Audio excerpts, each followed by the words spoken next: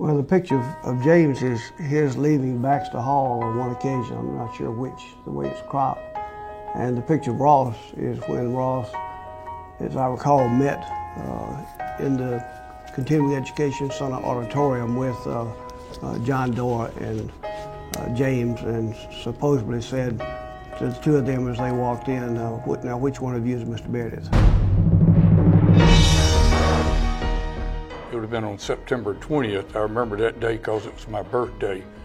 And that would be Barnett. Looks like leaving what we now know as Yerby Center. It's Continuation Center, and that was the first day that Barnett, in effect, declared himself registrar at Ole Miss and turned down Meredith. And that whole incident probably lasted no more than about 15, 20 minutes. I don't think anybody today realizes just how dangerous that situation was. He's lucky he wasn't killed. When he got in the dorm, if they hadn't had troops protecting him, somebody would have gotten to him, there's no question. And of course those marches when he was shot and that Pulitzer Prize winning picture. But this guy put his life on the line time and time again.